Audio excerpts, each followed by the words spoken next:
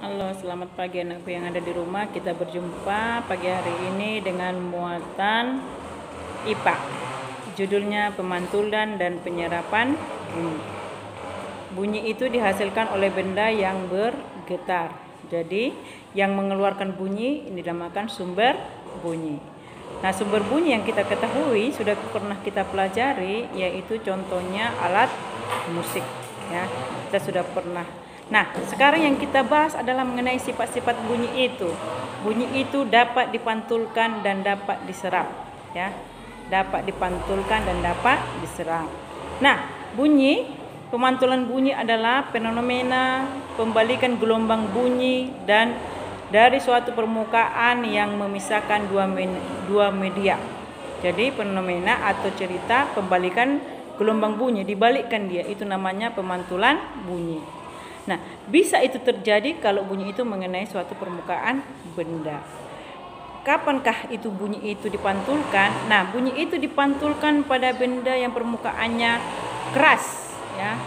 Jika bunyi itu mengenai benda keras, maka bunyi itu akan dipantulkan. Contoh benda-benda keras adalah yaitu kaca, dinding, dan logam. Jadi kalau kita mengeluarkan bunyi pada permukaan kaca, maka akan terjadi pemantulan bunyi. Nah, pemantulan bunyi itu bisa secara utuh, bisa sebagian nanti kita bahas pemantulan bunyi itu. Nah, kalau itu bunyi itu juga selain dipantulkan dapat juga diserap. Benda-benda yang dapat menyerap bunyi yang bagaimanakah itu? Yaitu benda yang permukaannya lunak. Contoh benda-benda yang lunak adalah karpet, karet, busa, kertas, ya.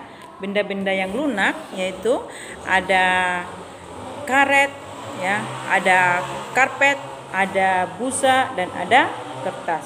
Jadi kalau bunyi mengenai benda tersebut, maka bunyi akan diserap, tidak ada kedengaran, tidak akan dipantulkan.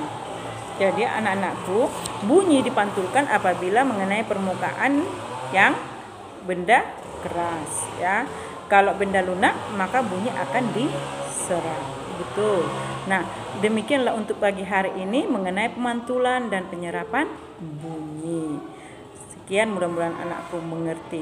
Kalau pernah kamu mendengar, kalau kamar mandi kamu menyanyikan, akan terdengar suara terpantul. Tapi coba kalau ada karpet dipasang, maka bunyi itu akan diserap, tidak akan kedengaran. Jadi itulah dia.